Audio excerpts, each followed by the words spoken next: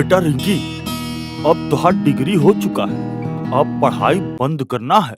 जिस तरह से तुम उस दिन शादी में नाची, तुमको देखकर कोलकाता के मुखर्जी बाबू का लड़का अड़ गया है कि वो तुम्ही से शादी करेगा।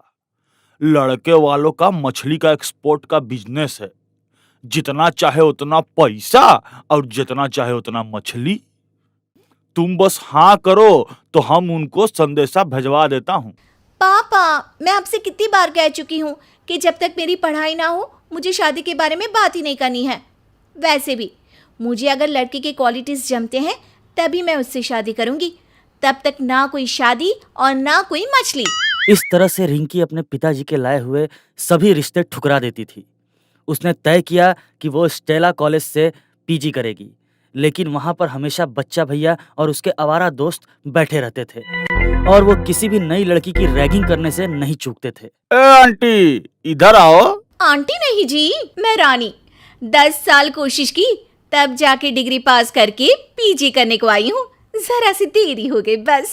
अरे और 1-2 साल में तुम तो दादी ही बन जाओगी, तब पीजी कहाँ है, एकदम से ओल्ड एज होम में दाखिल हो सकती हो। क्या बात बोला भैया, बाबा बाबा। इतने में बच्चा भैया की नजर क्लास के लिए जाती हुई रिंकी पर पड़ी। अरे वाह, ये कौन मोटी ताजी लड़की जा रही है जी।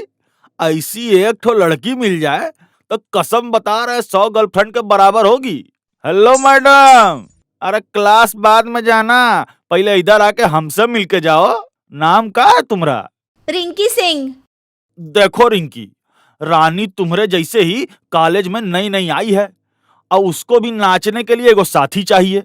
अभी तुम दोनों हमारे लिए एक साथ नाचो, समझी?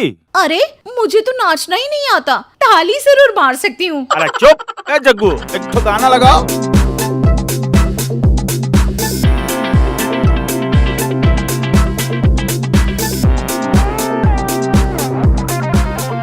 ऐसे ही रानी और रिंकी के बीच बच्चा भैया की रैगिंग की वजह से बहुत अच्छी दोस्ती हो गई।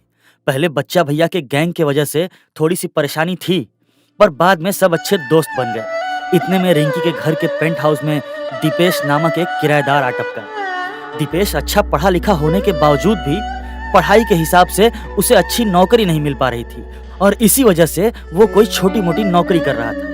वो सुबह सुबह उठकर अच्छे से घर की साफ सफाई करता और फिर चाचा जी के दुकान पर नाश्ता करने जाता। चाचा जी के दुकान की पूरी सब्जी उसको बहुत स्वादिष्ट लगती थी। ऊपर से एक प्लेट पूरी सब्जी का दाम सिर्फ 10 रुपए था।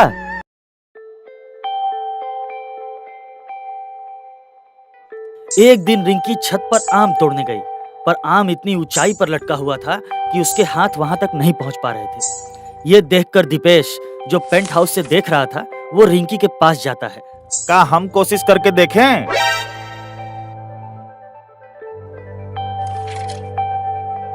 अरे हमसे भी नहीं हो रहा है, पर हमरे पास एक तरकीब है, अगर आपको कोनो ऐतराज ना हो तो।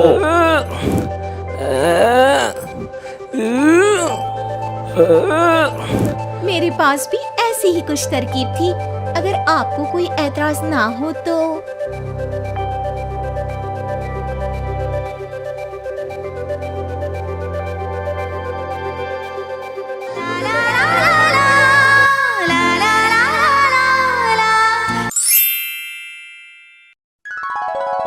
तब से रिंकी दीपेश के लिए अच्छा और स्वादिष्ट खाना बना बनाकर छुप छुप के ले जाया करती थी।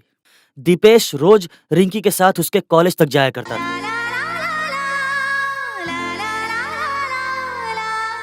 कॉलेज खत्म होते ही दोनों साथ में पनामा सेंटर में पानी पूरी खा के फिर घर जाते थे और धीरे धीरे उन दोनों का प्यार बहुत ही गहरा हो गया। अरे हम डरता हूँ कि अगर यही बात तुम्हारे पिताजी को पता चल गया तो यह पेंट हाउस में हमको गाड़ देंगे। फिक्र मत करो, हम दोनों की शादी के बारे में मैं कल ही मेरे पापा से बात कर लूंगी। शादी?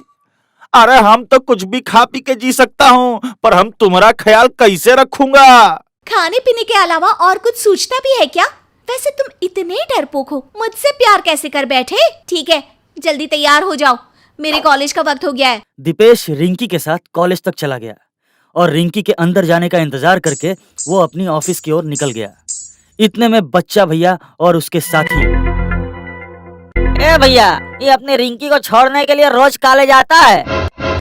अबे इधर आओ, कौन हो बे तुम? 10 दिन से देख रहा हूँ हमारे कॉलेज की छोकरिया को छोड़ने तुम आते हो। तुम का उसका भाई हुई लगते हो का?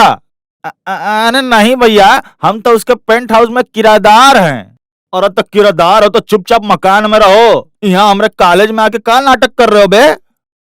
बच्चा भैया ने दीपेश को ऐसी धमकी देकर उसे एक थप्पड़ मार दिया। उसी शाम रिंकी ने दीपेश को कॉलेज के बाहर नहीं देखा और रिंकी हड़बड़ी में घर पहुंची। वहां पलंग पर लेटे हुए उदास दीपेश को देखकर, दीपू, क्या हुआ? तुम्हारा चेहरा क्यों ऐसा लाल लग रहा है?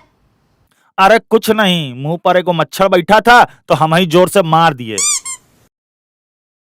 इतने में रिंकी को रानी ने फोन किया। पता नहीं रिंकी, आज बच्चा भैया और उसके साथियों ने मिलकर दीपेश को धो डाला।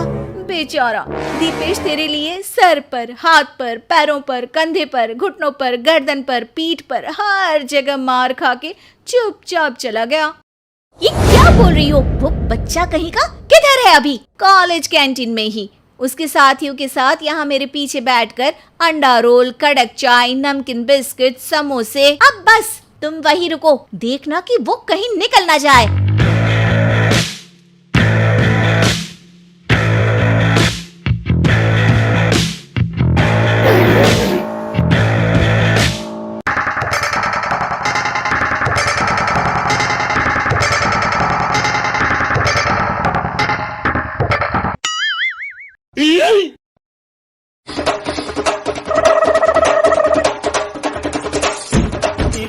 अरे नहीं दीदी, अरे वहाँ पर नहीं मारते, बचाओ। अरे ओ बच्चा, दीपेश मेरी जान है, समझा? और एक बार उस पर हाथ उठाने की जुर्रत की तो अटेंडेंस से तेरा नाम हमेशा के लिए मिट जाएगा। तूने बहुत गलत किया बच्चा। अब मुझे अपनी जुबान दे कि ऐसा फिर से नहीं होगा।